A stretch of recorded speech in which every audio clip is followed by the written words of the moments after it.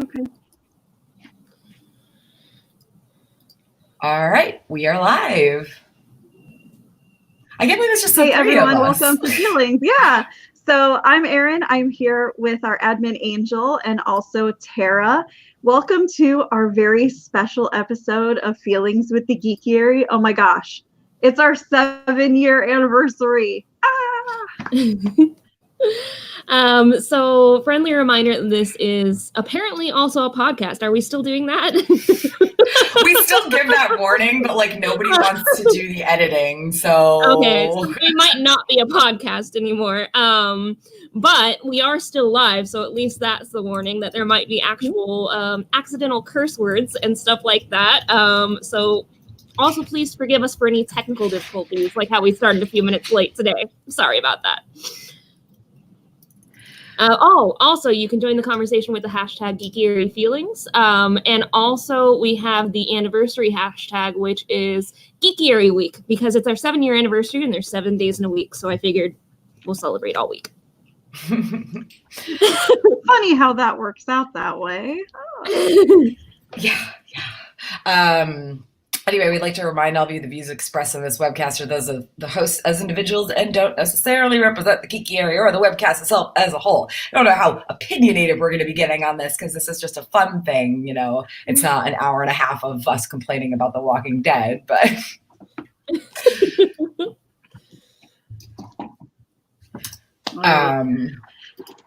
So yeah, do we still have a Patreon, right? We do, yes. Okay. Like, we always push it, and to be honest, like I haven't checked it in a while, so I know we have patrons.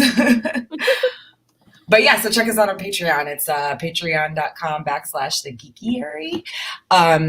And other things we've got going on, don't forget to check out the rest of our YouTube channel as well. We haven't done a Feelings webcast in a while, but The Bitching Dead is back tomorrow night to cover the mid-season premiere and what will be tonight's episode of The Walking Dead. And Stephanie, you guys have...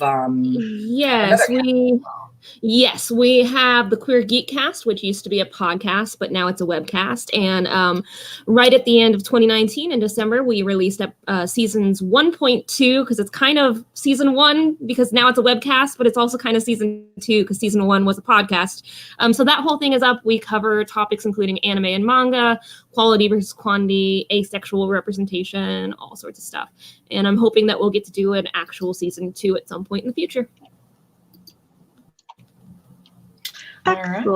Excellent. I know, it's like the three of us don't usually do webcasts together, so it's like, who's the one who's going to talk next? Well, I will go next because obviously Game of Thrones is over, but we always used to talk about Hairgate, aka Man Bun Gate, which was obviously Jon Snow. What is going on with my hair? Sorry, people.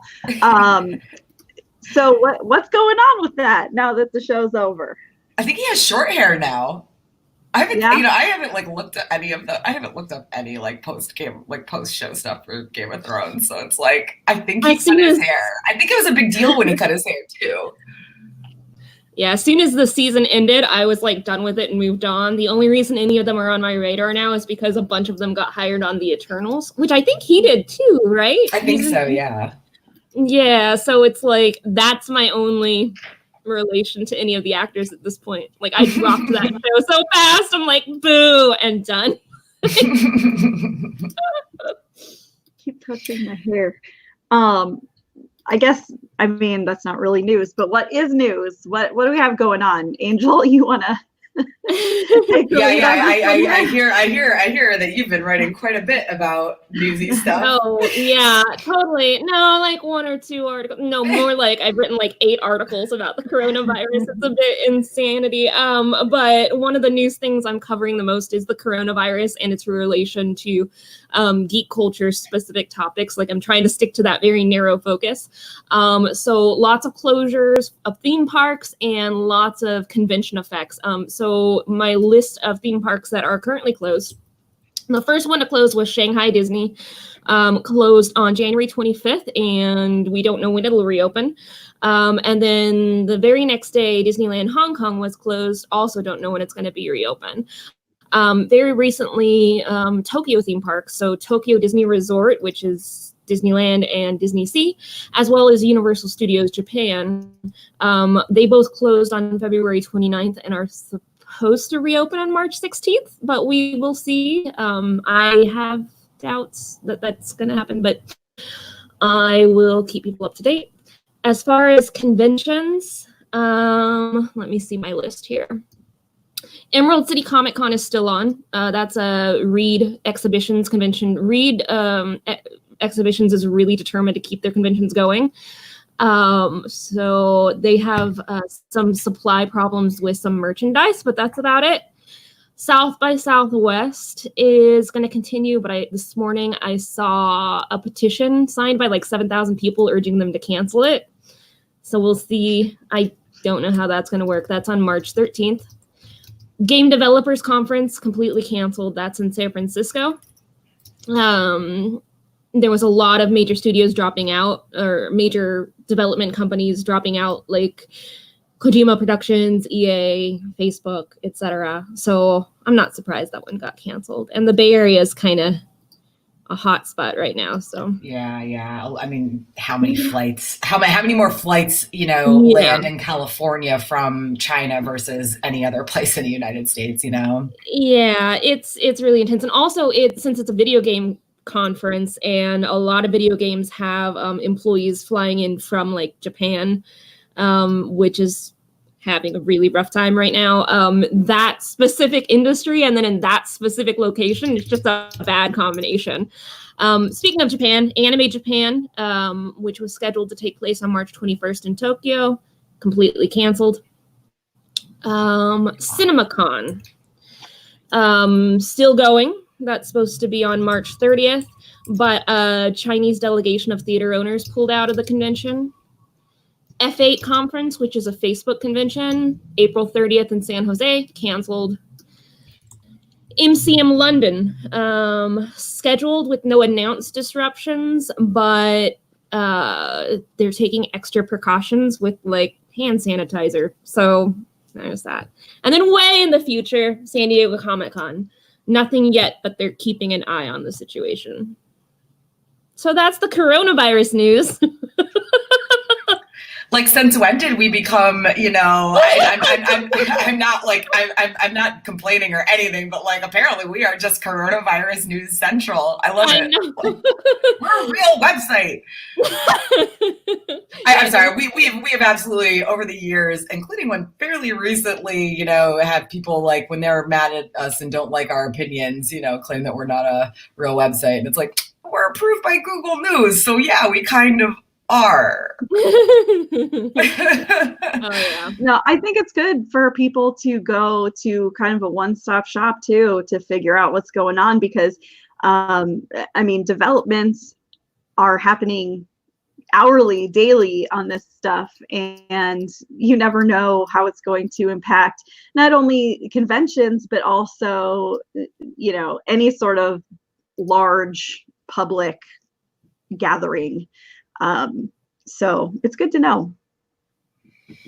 I'll go ahead and tweet out a link to where I'm keeping track of all this so people can see it, and I'll be updating that. In fact, I just updated it this morning with the Universal Studios Japan thing, which apparently happened at the same time as the Disney park closing down, but I'm very Disney park focused, so that one slipped under my radar. But I updated this morning to include that as well. So I'll be honest, I'm pretty sure I forgot that Universal even had a park in Japan. Maybe I never knew. Yeah. Well, they have the Nintendo stuff at that park. Like, they're really big. They have the because they're going to do the Nintendo one in Florida soon. And so they're using the one in Japan like as kind of a inspiration for that. Gotcha. Do they have Harry Potter stuff at the one in Japan?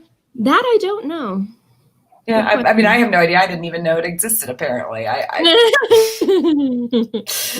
well, anyway, so yeah, check out all of Angel's coronavirus news. Have we had any other big, news stuff lately? I mean, it's we're obviously always posting kind of DVD releases and timely show reviews and everything, but I've missed if there's anything else going on other than coronavirus. I feel like that's my entire newsfeed anyway. So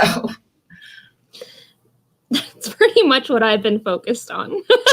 Well, I know, and I mean, I know all of us too are very politically active, so I've been focusing a lot on not so much geek stuff, but on actual political stuff, which is interesting for a change, but we won't go down that rabbit hole today. But it is, it's relevant, and I think it's taking up a lot of people's time. Keeping track of that. So. Oh, another bit of news, Galaxy's Edge stuff. One thing I wrote about a few days ago was that the milk stand, with like the blue and green milk, is now going to start serving breakfast, at least at the one in Florida, not necessarily one in the California, but that's a news thing I was kind of reading about. But I'm kind of bummed because Florida gets all the cool stuff and then California just has like the milk. Apparently the Florida one has alcohol too at the milk stand. It's in Oga's. Yeah, you can get the alcoholic version in Oga's Cantina, but not at the stand. Really? But I believe that breakfast started today. I saw some tweets of photos, and there's one. There's a green milk bread pudding. That's one of the breakfast items.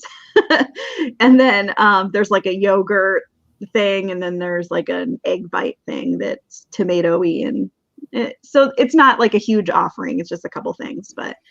I think that it might have been, maybe they had a soft opening, because that was when I was actually making reservations, like meal reservations for my trip this past weekend for the half marathon, that the breakfast option in Galaxy's Edge like came up as a place I could make a reservation, but because the menu was so small and it was just like small bites type things, I was like, I mean, this looks cool, but I don't know if I think I wasn't sure I would even make the times that were available because of my races, but B, I was like, after I run, I'm not going to want this minimal selection of food. I want like plates and plates of food in front of me, Disney.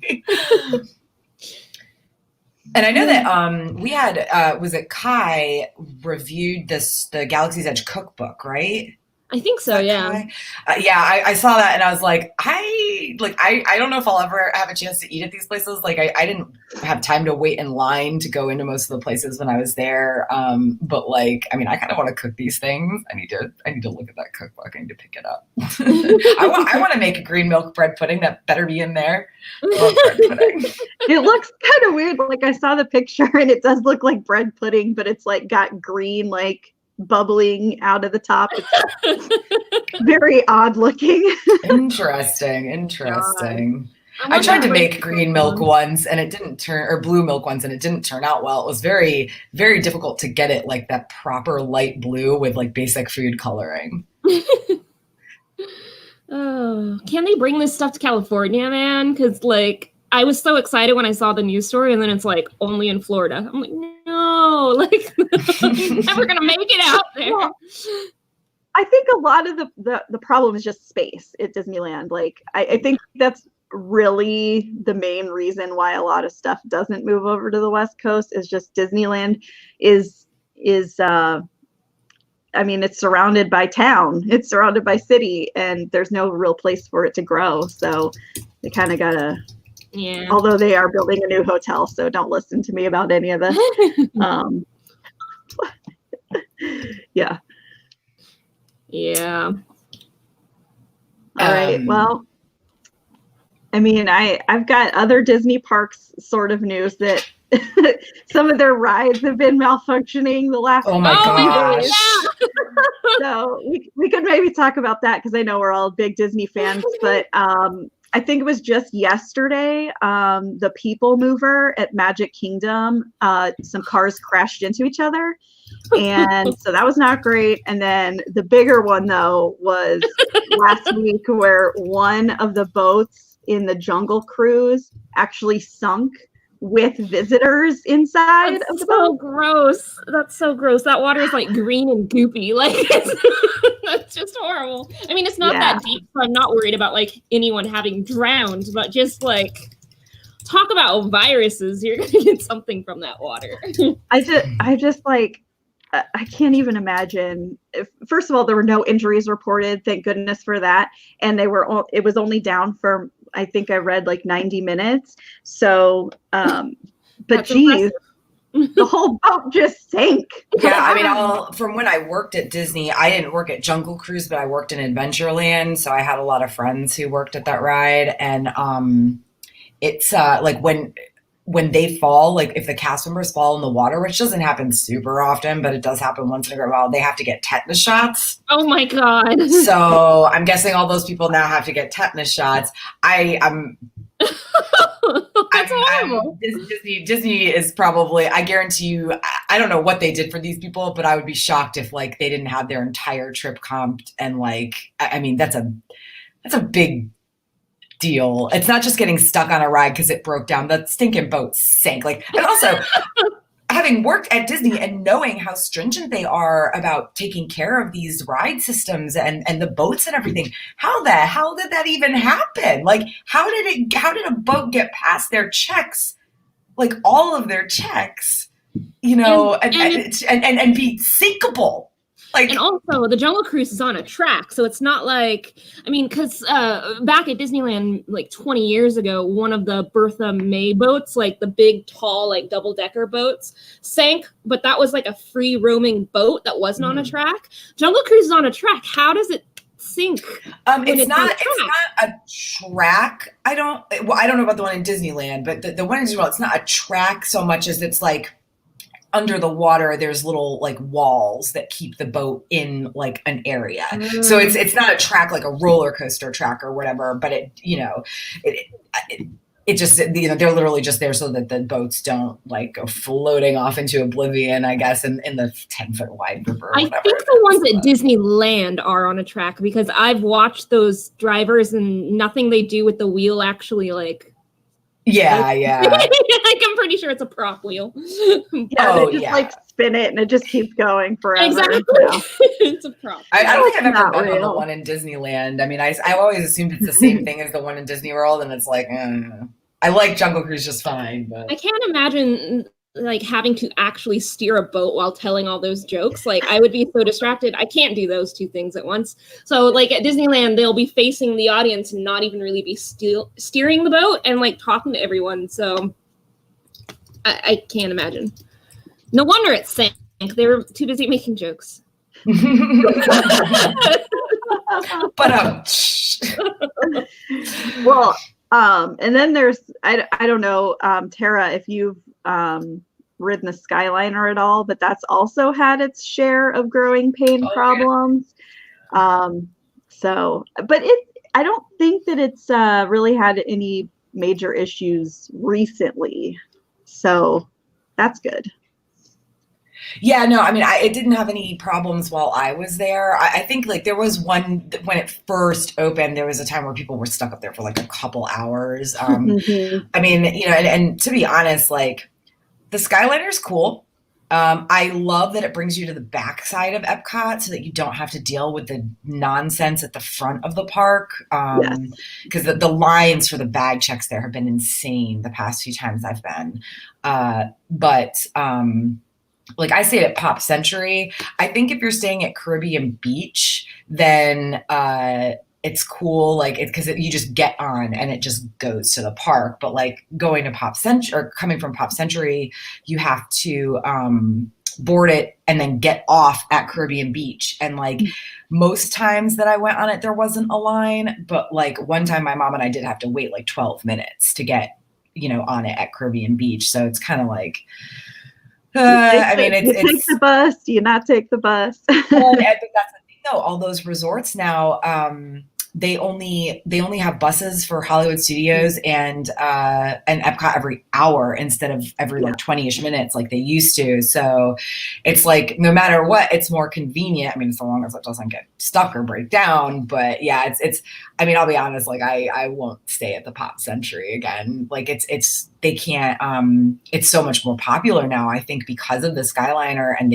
that hotel cannot handle it was really bad. Like really, like I shouldn't check in online and then have a room assignment and everything, but then like I still had to go to the front desk, and the check-in line was like a 30-minute wait, and I was like, what's the point of checking in online? And also, why is there not somebody there just for online check-ins who need help? Like that's how it was. I've stayed, sorry, this has turned into Disney venting session, but I stayed at All Star Music when I was there in November. It was my first time staying in a value resort, and it was the same thing. I think it's just a value resort thing. Really? Because I stayed at All Star, I can't remember which one, but I stayed at one of them in April when I was there for the Star Wars race last year, and like I was like pleasantly surprised at how like convenient it was. And I'm sure they have their moments too, and it might also depend, or I'm sure it depends on like how busy, you know, the parks are at that time anyway. But like, yeah, I mean, also just, you know, now that the resorts that are on the Skyliner are more expensive too. So by quite a bit. I mean, it's like $40-50 a night, man. That adds up.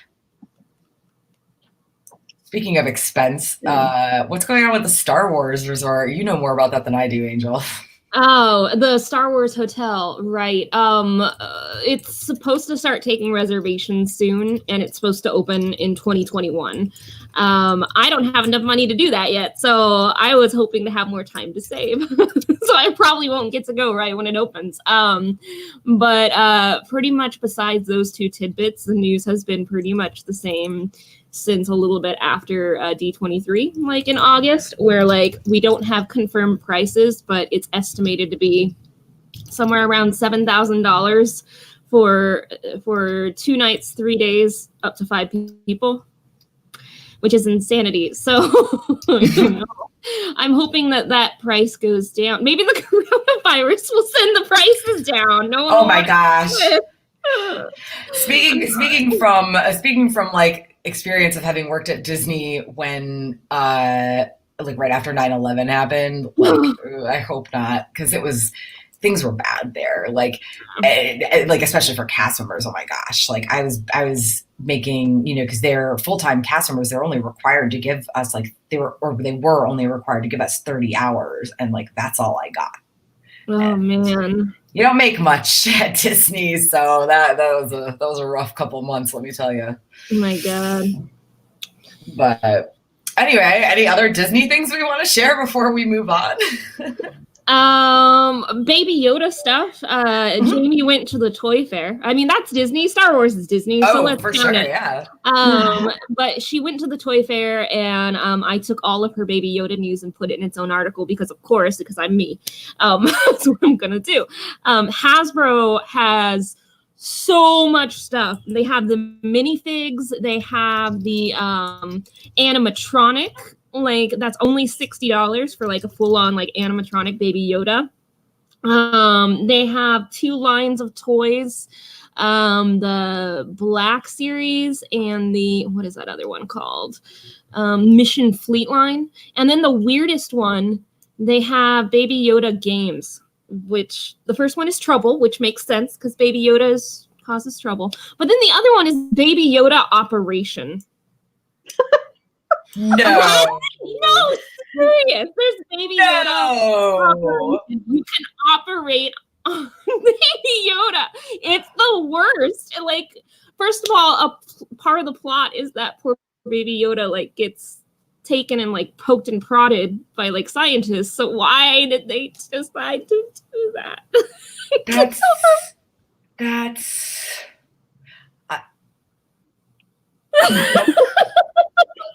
I don't even know. Like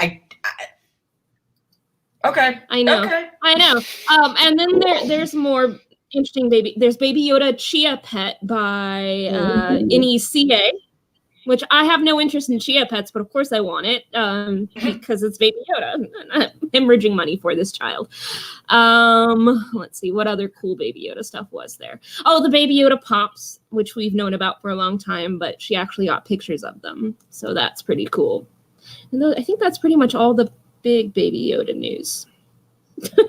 I mean, I got a Baby Yoda magic band when I was at Disney. Right, I had a BB-8 one for the longest time, but when I was there last April, it was an older version of the magic bands. Like the new ones, they have a little disc that you can pop out. So like all your stuff is always stored on that disc. At least I believe this is how it works. Like all your stuff is always stored on that disc. So like you can just buy a new band and pop the disc into the new band if you want and change out your bands whenever you like. But my other one was like an older one and it wasn't working anymore because apparently eventually the batteries die or something, however that works.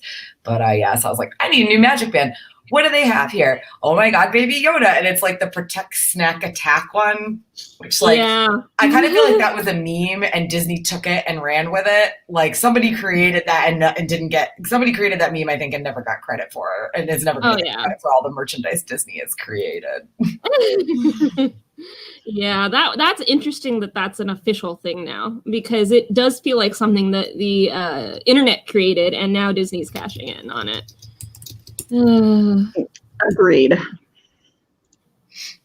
So anyway, if we are done with Disney news and chat, move into our general discussion portion of the webcast, where we're going to start by talking about some of our favorite Geekiary articles or webcasts that we've done in the past, or just general experiences, because we've all been to conventions and all this stuff, you know. With the Geekiary, for the Geekiary. So, well, I'll start. My favorite article is my hyperfixation article because it's been really useful to like explain to people why I suddenly get fixated on things. So I wrote that maybe like 6 months ago, and I've already cycled through like 3 or 4 hyperfixations. But that was really fun because I got to talk to some actual like psychologists about like fandom hyperfixation, which is basically like when you get so focused on one specific thing that your entire timeline on like social media or whatever focuses on this one thing. So like for a while it was Baby Yoda. And now I guess it's the coronavirus for me, but that's not really fandom related. But. I mean, the coronavirus itself isn't, but you know, the convention cancellations and stuff that's are. True, so. That's true. I mean, it being that you know, part of what we do is cover these events, you know, these big like people heavy events that are being affected by it. It works. Yeah. Like I've been keeping my ear to the ground pretty much about all of that. So you can see the article I tweeted out earlier where I have all the conventions and all the theme parks listed. So that's my hyperfixation. For my part, it's hard to say like what my favorite article would be. Like I enjoyed being the person who got to write the article where we kind of broke like a whole bunch of news about DashCon.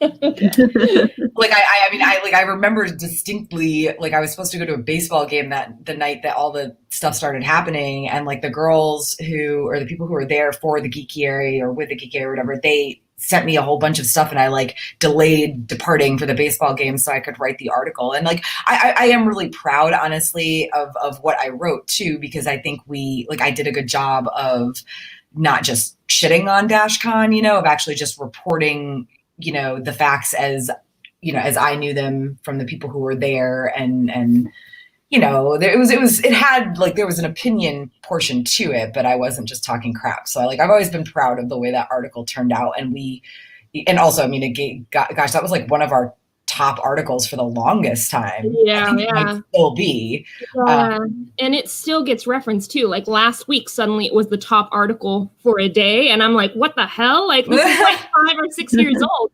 And I looked, and someone on Reddit had casually mentioned DashCon, and someone asked, "What is DashCon?" And they posted a link to our article. That's awesome. And so we got like 400 hits in a day on the article, and I'm just like, what? Like,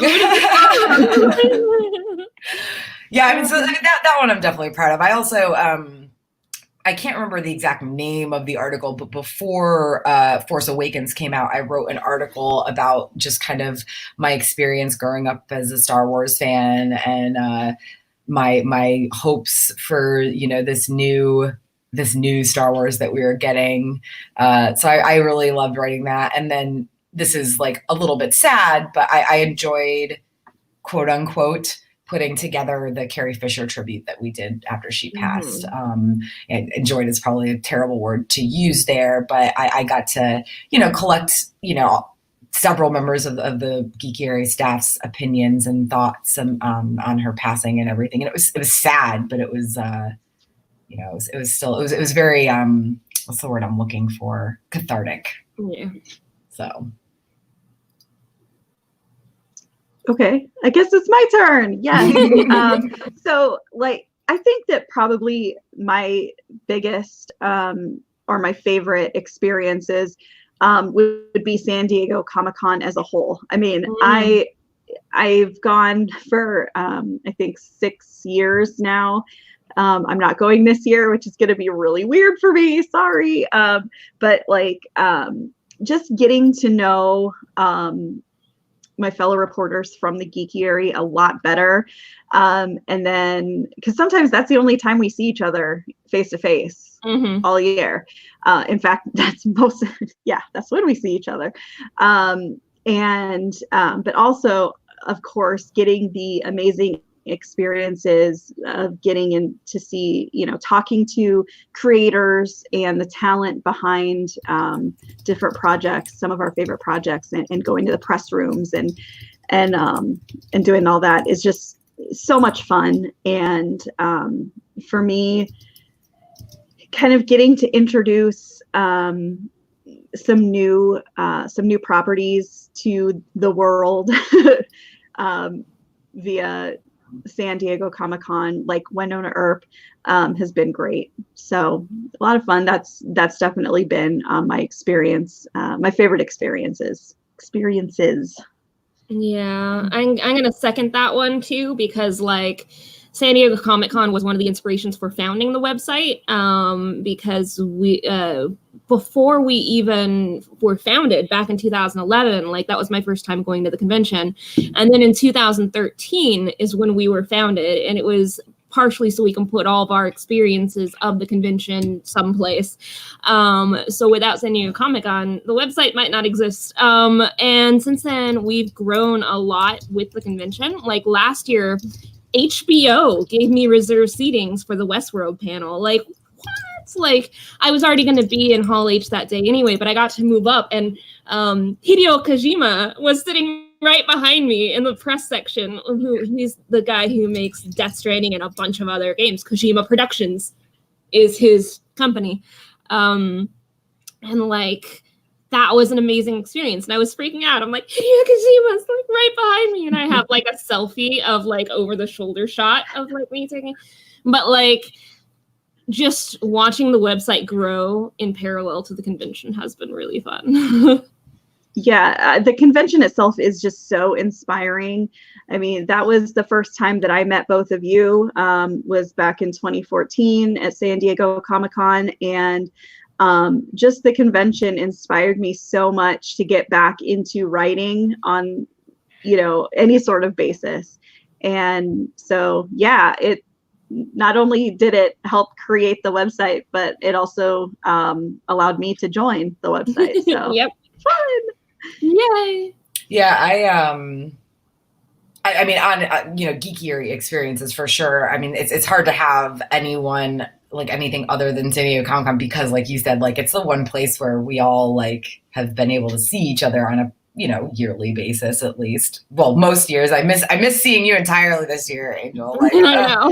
I saw Aaron once for like an hour while we had beers at the Hilton Oh yeah, restaurant bar, whatever. Yeah. But yeah, it's my trip this time was the past couple of years I've actually had gone for a lot shorter amount of time. But I mean, like, honestly, I never would have gone to San Diego Comic-Con if it weren't for the Geekiary.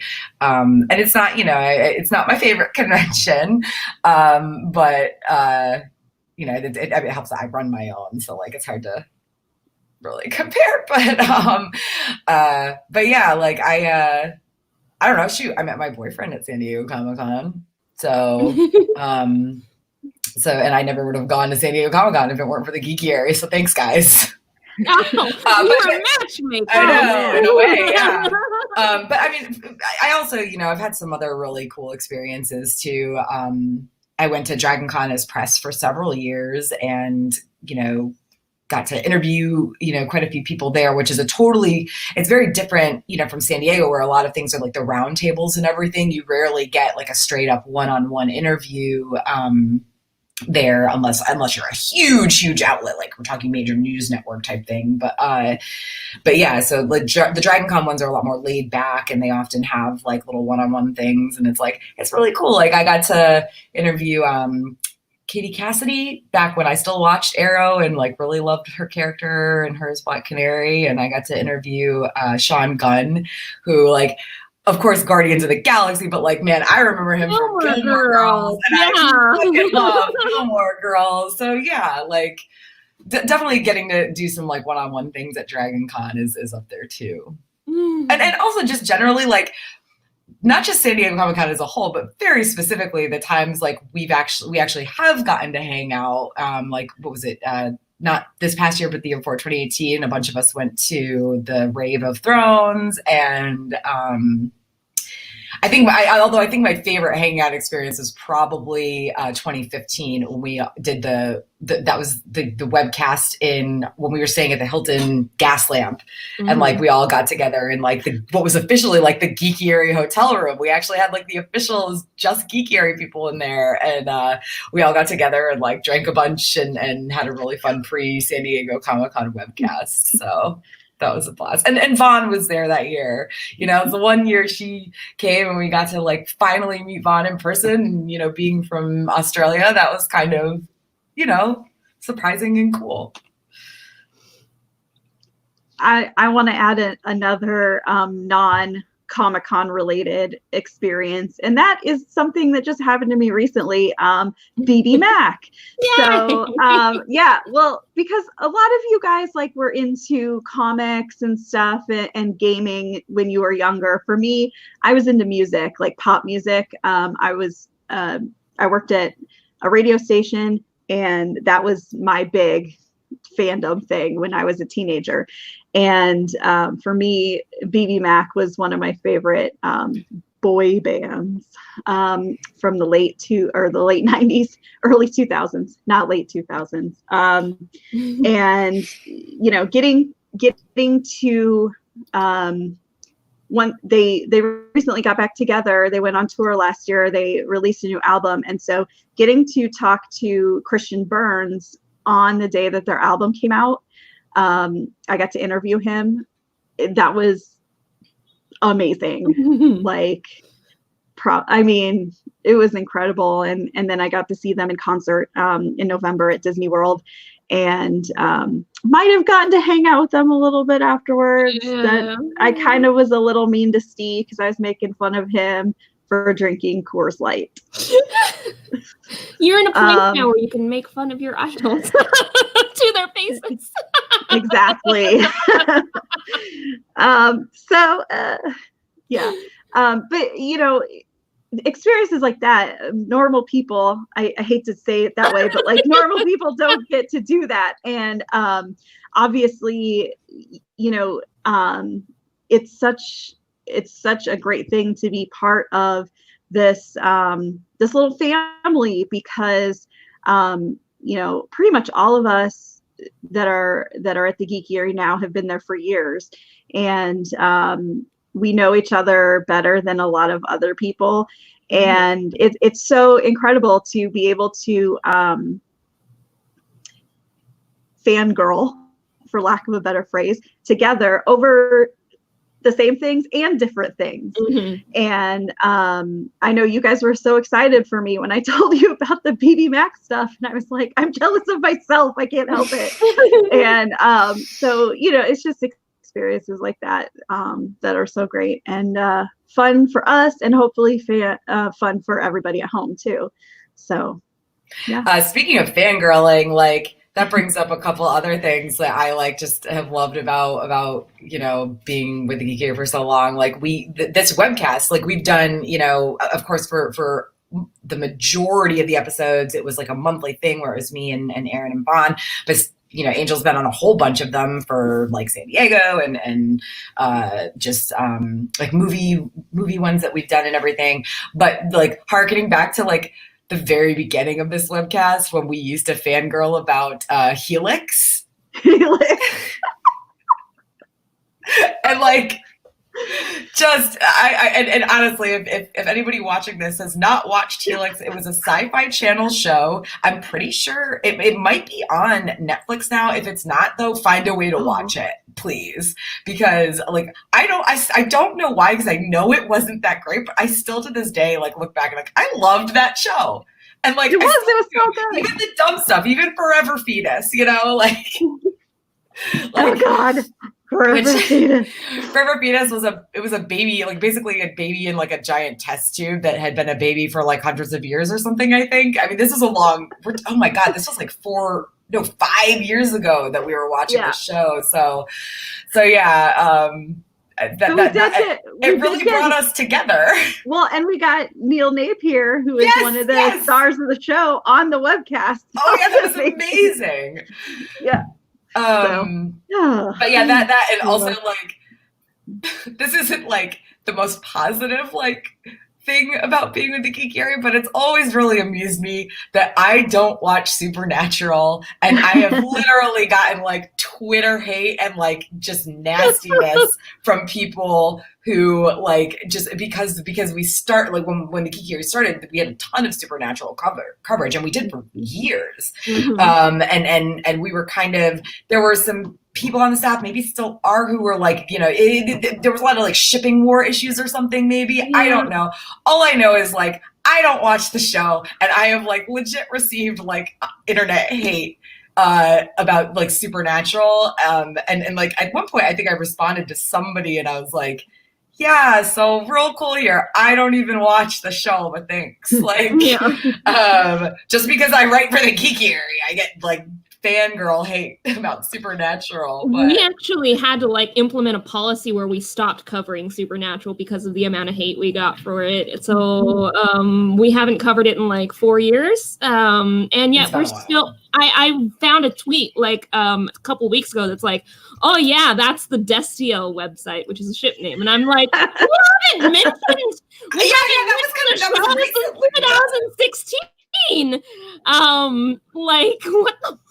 Like, we don't talk about it. I haven't even watched an episode in 4 years, and yet we're the Destiel website. That's cool. I think only one person was watching it on staff, and it wasn't me or you or Tara, obviously. So I haven't mentioned it in my personal life in forever. Like my own Twitter is all about like these gay Chinese stories now, which I'll talk about a little later when we get to the recommendations. But somehow still we're the Destiel website. Yeah, it's funny. Like, also, I mean, that's another thing. If you can find it buried deep in the annals of our YouTube channel from early 2015, when we did a GoFundMe to help, you know, cover some of our travel costs to San Diego. That was the year we had the Geekiary room and everything. I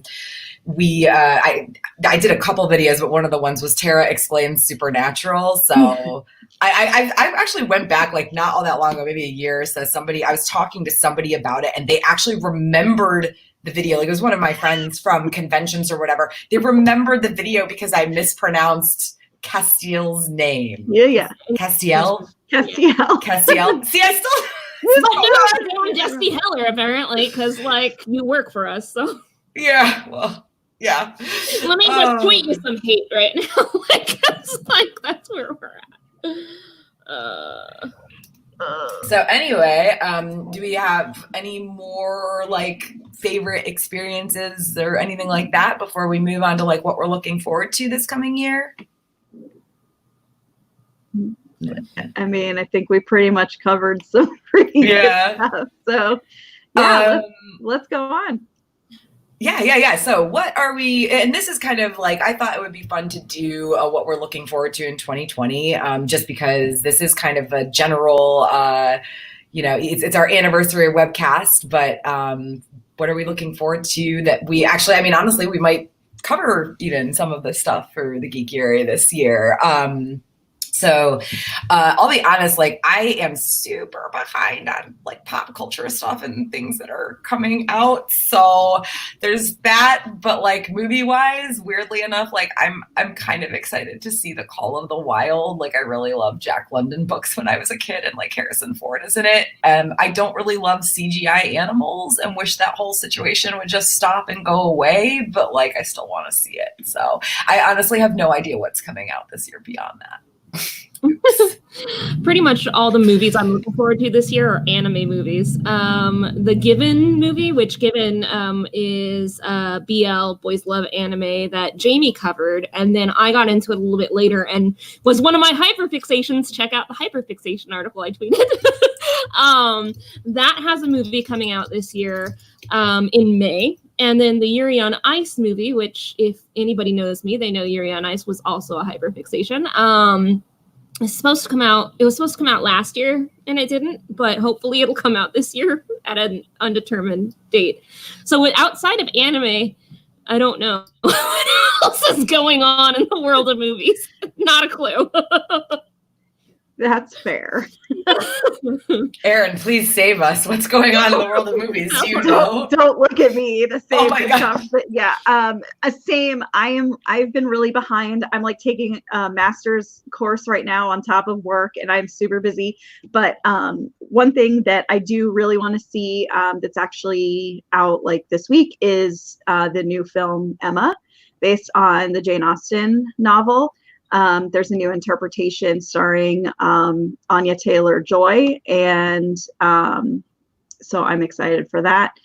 And for me, more so than like books or movies or TV, I'm really looking forward to conventions and experiences this year. As I mentioned, I'm not going to San Diego Comic-Con this year, but I am going to 2 new conventions to me. So I'm going to Ace Northeast in Boston, and that's in just like 2.5 weeks. That's not very far. I'm also making my first trip to MegaCon in Orlando in April. So I'm really looking forward. Yeah, I'm only going for 1 day, but and the reason that I'm going is because they're having a Hobbit reunion. That's right. Sean Astin, Elijah Wood, Dominic Monaghan, and Billy Boyd are getting together and doing a panel. And I really am trying to save money for a photo op because Lord of the Rings was my jam when I was in college. Like, I feel that. That's what I was really into. So, that's kind of what I'm looking forward to. I'm always open to new TV shows, though. I haven't really heard of anything at this point that is super piquing my interest, but I'm willing to give anything a go. Before we move on to TV shows, though, one thing when it comes to movies coming out this year that I think is really interesting is that none of us care about the Black Widow movie. When it's coming out in just a few months, and we've been writing about it since 2014. Like, give us a Black Widow movie. Where's our Black Widow movie? Oh, we heard there might be a Black Widow movie, and now it's finally here, and we're all like, meh. I'll be honest, like I am so marveled out. I'm marveled out. I have not seen a Marvel movie in theaters since I think not Endgame, but the first one. was the Infinity War? Avengers? Infinity War, yeah. I'm pretty sure that's the last one. I didn't see Captain Marvel in theaters. I didn't even see Endgame in theaters. I didn't see the new Spider-Man. I'm tired. Well, I'm when it tired. comes to me, I see all of them in theaters opening night. Like I've seen every one opening night for at least the past 2 years, and most of them going back all the way to like the first Iron Man. I've skipped a few. Like it took me a while to see Ant-Man and Spider-Man, but other than that, like I've been on top of it, and I'm just so apathetic about Black Widow. It's sad. I think that's a good segue because I am willing to watch some Disney Plus Marvel shows. So I really want to see Loki, obviously. I think that one's coming out in 2021, right? Don't know. Yeah. I'm not really good with like when these things are happening. I just know they're happening. So, but what else do you have for some TV? So for TV, Westworld season 3 is coming out in just a little over 2 weeks, I think. Yeah, it's really soon. Got to turn my HBO back on. Yeah, it's the 15th. I'm pretty sure it's the 15th. Yeah, so yeah, 2 weeks from now. Beware the Ides of March. Other than that, I finally get to talk about my recent Chinese obsession, like with media. So I got into Donghua, which is basically the Chinese version of anime. And there's 2 TV shows coming out. Heaven Official's Blessing is going to have their first season, and then Modao Zushi, which is a hyperfixation of mine, season 3 is going to come out this year. So if you follow me on Twitter, you'll notice that that's all I talk about now and have been talking about since December. So if you see me like retweeting all these like gay cartoon characters, that's this, and they're getting shows. One's getting a 3rd season, one's getting a 1st season. So come join me. Get hyperfixated with this. Yeah, I mean, I really loved this season 1 of Westworld. I'll be honest, I need to rewatch season 2. I wasn't insanely fond of it. Like, I definitely didn't like it as much as the first season. I'm still excited to watch it. I mean, Mando season 2 is later this year, so that's always exciting. Yeah. I think it's like I really don't watch much like stuff that's still live. Like Good Place is over, Schitt's Creek is ending. Which thank you, Aaron, for that suggestion in the first place. You pushed it so much, and I finally was like, I'll watch this, and I just love it. But yeah, like I mean, and I don't really watch that much that's like actually on TV. That's so. Well, Superstore is still going on, but yeah, but America Ferrera is leaving. Yeah, so that's great. Never even watched it. It's basically like The Office or Parks and Rec. It's probably a little bit closer to Parks and Rec because in terms of The Office was not very PC, but like it's the same creators, I think, or creators. So it's basically like one of those shows, but set in like a Walmart/Target type store. So it's funny. It's a good show. I love Superstore. Don't know how it's going to be with America Ferrera leaving. I mean, it's kind of like Michael leaving The Office, So probably not great. But yeah, no. I mean, it's like I'm trying to think like what else I even watch, but mostly I just I keep either going back and rewatching stuff or like I get hooked on these like right now I've been watching Reign, which is over. It was a CW show about Mary Queen of Scots, and it's like insanely historically inaccurate. It is terribly historically inaccurate, but like man, I'm hooked. Like it's like a fucking like Tudor era like soap opera. Like I am hooked. So. And those costumes are amazing. They weird me out a little bit because they're so like modern. They're modern. But, like they're beautiful. Yeah. But yeah, I'm like weirdly hooked on this show. So I'm the same way. I kind of I just finished watching 12 seasons of Bones, and I get stuck on these kind of older shows that either I've watched some of or have never watched at all, and I'm like I just binge it for like 3 months. And there's just nothing. I agree. There's nothing like live right now that's really. We're like in an entertainment like wasteland right now. Like, Yeah. 2020 is bleak. Like, what the hell? Yeah, for real. I mean, am I missing something? Am I forgetting something? Like, I don't know. I know The Mandalorian comes out with season 2 later this year. That's kind of like all I know. I'm glad I'm in anime because at least there's good stuff, and Donghua because at least there's some good stuff for me to look forward to there. But looking outside of that, it's just like, yeah, I got nothing. Wow, crap.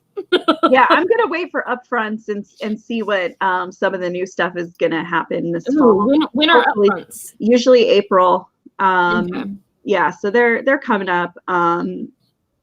But hopefully there will be some interesting things that I can get into this fall, because this past year I don't think I picked up on anything new.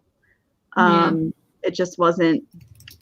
It's kind of a dud year, I think, for TV. The only non-anime show that I have scheduled to review is Westworld, and that's it, and nothing else. Like because we have a list, we have an Excel spreadsheet or a Google spreadsheet of shows that we're claiming to review, and that's the only one I've got.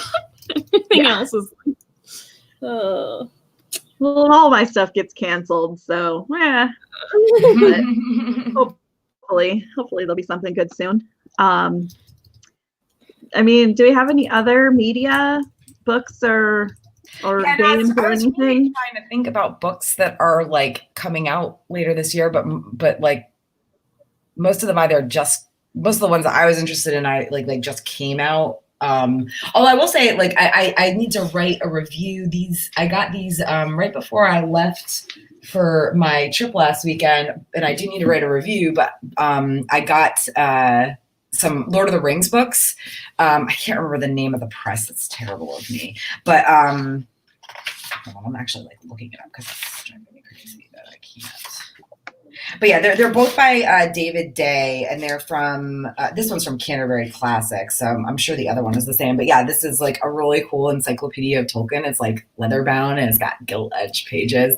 I was a little disappointed that all the pictures, even though it's illustrated, they're all black and white. But that's okay because I also got the illustrated world of Tolkien, which isn't as cool in terms of it doesn't have the leather bound cover, but it's got some really great both black and white and colored art in it that I'm going to share when I write a review and everything. Look at pretty cool. So yeah, I actually they're either coming out very soon or they just came out. But yeah, I've kind of been pouring through them since I got home. 'Cause to be honest, it's been so long since I read Lord of the Rings or The Hobbits that it's wow, I don't remember any of this stuff. I kind of got hooked on the movies and gave up on the books. so yeah, there's a lot of good info in there, but and also I really love the Red Rising series and the second volume of the Sons of Ares comics from that by Pierce Brown.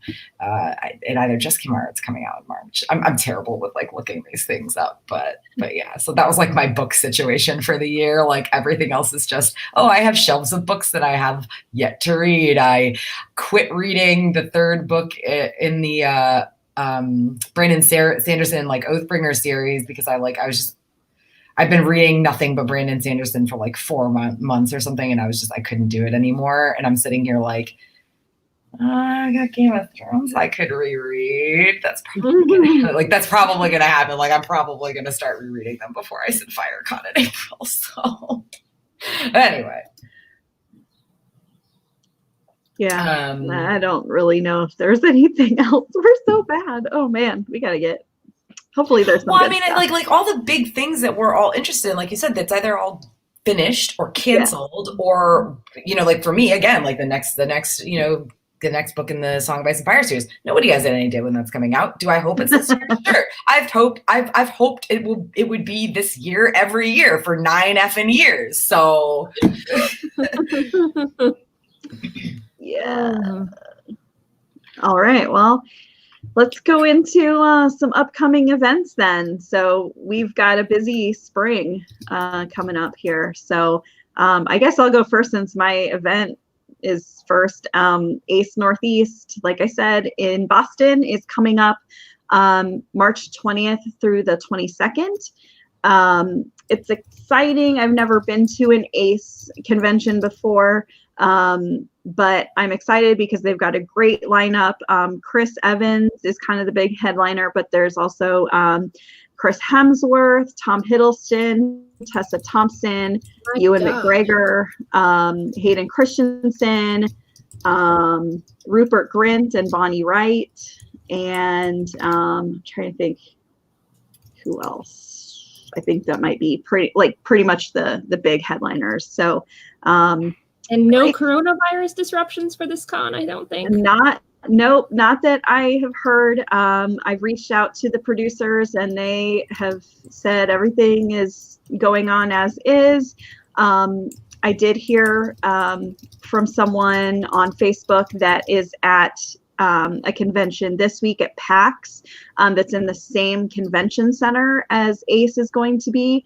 And the actual venue has taken some extra precautions with putting up signs, that say try to limit your handshakes or hugging, people to limit that and wash your hands and stuff. So, I think just as long as there's decent hygiene, hopefully it won't be a big deal, but we'll see how it goes. We'll see what happens with the events that happen a little bit later. I can't remember if Ace Comic Con or Emerald City Comic Con is first. I think they might be the same weekend. I might be wrong, but Froggy is going to Emerald City Comic Con, so we'll see how that goes. I don't believe it's the same weekend because I know Planet Comic Con in Kansas City, which is actually closer to me and where I should be going, is the same weekend as Ace.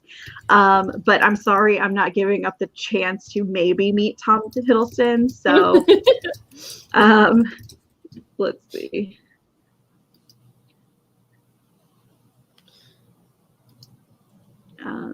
I think Emerald City Comic Con might be first. I think that's in 2 weeks, but I don't know. I'm trying to find the dates, and there's no easy answer. I've got KawaiiCon in May. I think May 15th through 17th, and I'm doing 2 panels at it. So I'm not going as press, but I'm still gonna try to record both my panels and post it up on the website. I am doing another LGBTQ anime panel, which has become my thing that I do every year. And then I'm also doing one, or rather I'm sitting next to the more knowledgeable person for this one, where we're going to talk about the science behind Boku no Hero Academia. And since I'm not the best at science, I'll be sitting there going, yeah, listen to my partner talk. She's great. She knows what she's talking about. I'm just here as a fangirl.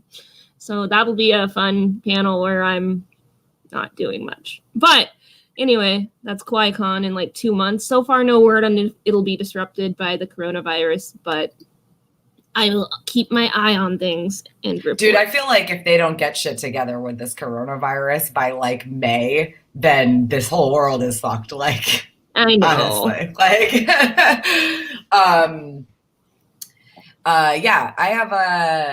I have a little convention here in Greenville, South Carolina, where I live, that's happening at the end of this month. God, it's already March, y'all. But it's one of those where I'll only go for a day, but I'm excited because A, I don't have to travel for it, but I still get to go to a little convention, and B, there is a voice actor from Red Dead Redemption 2 who's going to be there, which I've already met this voice actor, but still, I'm excited to go there and wear my Red Dead costume again and stuff. So, and actually, I'm not going to be traveling much for conventions this year. The only other 2 I'm doing that I know of, unless something else comes up here in the Greenville area, are Ice and FireCon. Obviously, because, I don't run it. At the end of April, it's our 8th year this year. We have a guest of honor for the first time, which is really exciting. David J. Peterson, who did the languages for Game of Thrones, and he also does them for a ton of other shows, including the 100, is our guest of honor. So I'm really excited about that.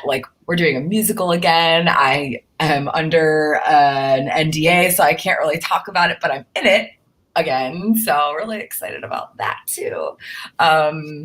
And then Dragon Con, of course. I will always go to Dragon Con. It's only a couple hours from here. But yeah, this is the first year since I went to San Diego Comic-Con every summer, every year since 2014. But I'm with Aaron. I'm not going this year. So I'll be there. I know. It's as farther for you, I think, distance-wise.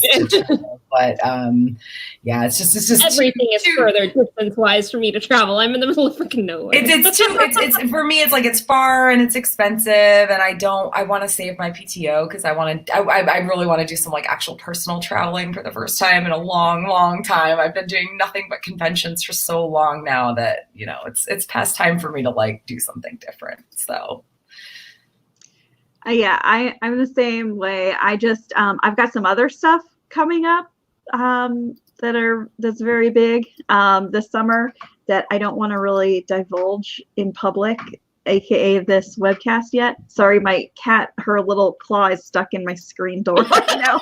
I'm like, you need an intervention here. So she's still stuck. Yeah, go save the kitty. Go save the kitty. I think she's okay now. Okay. Anyway, no, she's not okay. Okay, I think she's okay. She's okay. Okay. Cat drama. That was very. Clearly, it's time to cut the cat's nails. But yeah, no. I will be doing some stuff. I will give you a little hint. It's going to involve a lot of Disney parks. So that is exciting for me and for the Geekiary. But that's all I will say at this point. So. Yeah, I probably not this year, but there's a chance I will be doing a lot more stuff with Disney parks as well, but the other one, not Disney World. So yeah. The other one. There's like 5. But the other one in the United States. The other specifically the other one in the United States, y'all. I'm as much as I would love to go to Japan or Paris. I don't think I wouldn't love to go to Paris. I've been there. No thanks. Anyway, so if we don't have any other upcoming events, recommendations. So as I've been kind of dropping hints of this entire webcast, I have a new hyperfixation. Chinese author named Mo Xiang-Tong Xiu writes a bunch of what's called Danmai novels. So if you're into like queer media, her stuff's really interesting. The ones that I've read so far are Modao Zushi and Heaven Official's Blessing. There's another one out there I haven't read yet, but I will soon. So if you're into that type of stuff, particularly anime fans, I recommend those. They have cartoons and online comics and all sorts of fun stuff. So come join me. Follow me. My personal Twitter, right? Where is it? There.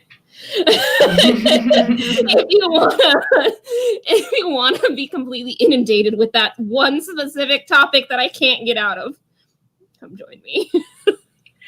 Yeah, I like I said earlier, like I'm terrible at this, but I mean, I don't, because I haven't been watching anything super new or anything. But honestly, like at the same time, like I'm just gonna wreck the things that I am just super in love with. That being Red Dead Redemption 2. If you have not played the game and you game at all, it is amazing. The story is amazing. The character development is amazing. It's like basically like playing a movie. You know what I mean? It's so good.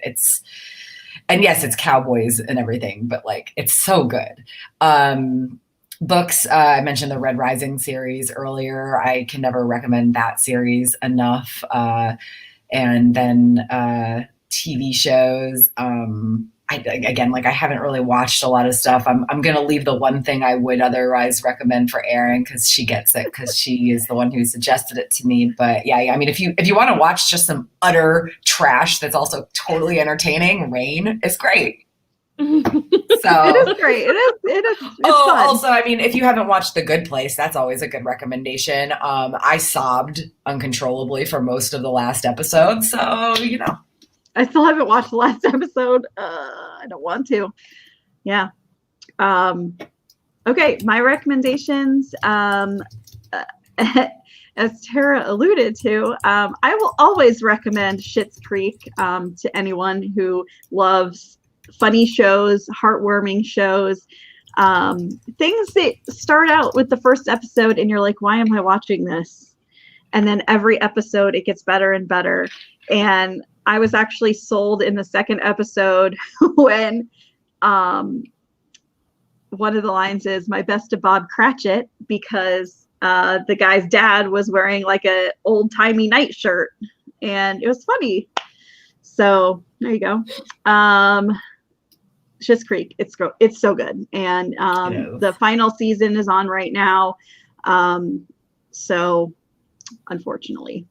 I know I'm like behind on it, and I've actually been putting off watching it because like I don't want it to end. Like I'm like 3 weeks behind, I think. I get that. That's how I am with The Good Place. So and I also do want to recommend BB Mac. Sorry. So they had their album come out back in October called Power Station.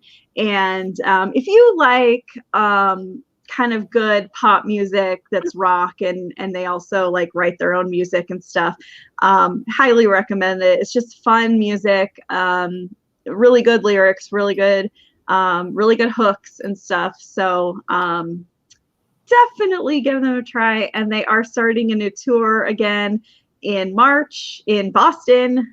While I'm there, I will be going to that too, the same weekend as Ace. So I'm very excited about that. And so we're going to have Tom Hiddleston and BB Mac potentially in the same day. Aaron's head's going to explode. Yes. Are you going to survive this convention? No. Because the BB Mac concert is in Winery. So I could really are going to die. We need to just start writing your obituary now. Have you ever been to Boston? No. Are you going to do any touristy stuff while you're there? Jamie's going to, and we were thinking about maybe going to Salem for a little bit, but I have been so busy. Like I told Jamie, I was like, I'll plan all of it. You don't have to do anything. Oops. I haven't done anything really. Story of my life. Yeah, I gave a good like 30 minutes of research one day while I was working. And do we have some cats going on? She's a very proud, handsome cat. I'm like afraid to even like mention anything about my pets because like they're all being good right now, but it's an hour and 14 minutes past their normal FOOD time. So they are being good then. Well, I did FEED them very late today, so like breakfast. So so anyway, any other recommendations, or do we want to? It's like I wanted to come up with like a really fun question, but like we were so bad with the question thing the last like half dozen months or so of this, like when we were still doing this regularly, and also we've already kind of covered, like there's nothing to ask that like about stuff we've already covered. So I guess I know the questions are so bad. Like we used to be so good at them. They used to be so funny. Okay, I have a question. Have you ever hate watched a show? And if so, I mean, what was it? And do you still, if it still exists? Just like a show that like it's been over for you for a while, but you just it's like you just feel like you can't give it up, like a bad relationship. I mean, I've done a lot of hate watching, but I'm trying to think of something recent. I stuck with Supernatural for like 2 seasons beyond when I should have. I knew you were going to say Supernatural, or at least I was hoping it. Because I stopped around season 11. I probably should have stopped around season like 8 or 9. But I just kept going because I kept hoping. And then I gave up hope. I mean, my answer is obvious. The Walking Dead. Oh, yeah. Yeah. Game of Thrones last season was a hard one. Like, I didn't want to give it up, though, because I was so invested. Yeah, actually, that's true. Game of Thrones was definitely one that was definitely one for me. Well, and you knew that it was ending like soon or like at a Yes. certain time, so you're like, I'll just do it. Yeah. I don't know, guys. I can't think of one right off the top of my head. There's so many. I know. I'm trying to think. I tend to like a lot of shows that other people don't really like, or vice versa. So, man, I mean, and I can't think of anything right now. like honestly, I'm usually pretty good. I have a pretty strict 4-episode rule, so like for new, it's hard for me to like. I will never hate watch a show that's new to me, because if I'm not into it by episode 4, sometimes before that, I'm done. Mm-hmm. But yeah, like there's those shows, you know, that like Game of Thrones, but even more so The Walking Dead, that it's like, God, you watch it for so long and you remember that it was once good. And so like, even when it gets bad, you can't stop. And then like, it's still bad. And you're like, you should stop, but like, you still don't. It's there's got to be some sort of like psychology. Like, honestly, I want the psychology of that. I want the psychology of hate watching a television show. Okay, that would be a fun article. I think I have one, and it's Okay. not really a hate watch thing. It's more of like a guilty pleasure. Like, it's a bad show that I shouldn't watch because it's bad, but I still watch it. And that is a show called Younger. It is on TV Land. It used to be on, I don't remember, but Sutton Foster is the main actress in it, and she is trying to get back into publishing after her child has like grown up and is going off to college, and she's going through a divorce, but she knows she can't get back into publishing as a 40-year-old, so she like fakes that she's 26. And it's very weird. And she like pretends to be 26 at her job, and then she meets a guy who's also 26, and they date, and she doesn't tell him her real age, and it's just, it goes on. And Hilary Duff is in it, and it's a weird show. I've never heard of this. Where was this again? It's on TV Land. You can watch it on Hulu, because it's just in its 6th season right now, so it's been on for a while. I know, and I've watched all of them too. But yeah, so you can watch it on Hulu. It's fun to watch. It's not anything that's super deep. I think it wants to have a message, but it doesn't really. And so it's kind of more of a guilty pleasure than a hate watch thing. It's just it's not good quality, but it's fun to watch. I mean, guilty pleasure is good too. Like, you know, I mean, I'm talking about Rain. Like, yeah, I don't even know if it's a guilty pleasure, because like I'm so ecstatic about how bad it is that like I don't feel guilty about loving this trash at all. Like, I deserve this. I deserve to just watch this trash and enjoy it. Okay. Like, well, and that's the thing. Like, you have to suspend a lot of reality to think that Sutton Foster is 26. Like, she looks good, okay, but she does not look 26. And you're sitting there watching it, and they like try to make her dress like really young with like super short skirts and stuff. And I'm like, I don't know. I don't buy it. How do these other people buy it? I know it's just a TV show, but no. Well, all right. Give it a try. So I think that's all, guys. We're like almost at an hour and a half. And oh man, I know this has been fun. Like I really miss like our monthly feelings webcast, but like I also know at the same time that I can't commit to anything like that again right now. Like I'm barely like scraping by on the bitching dead. So, but yeah. So. Yeah, I'll do the outro. Yeah. And also, hold on. Hi, Bruce.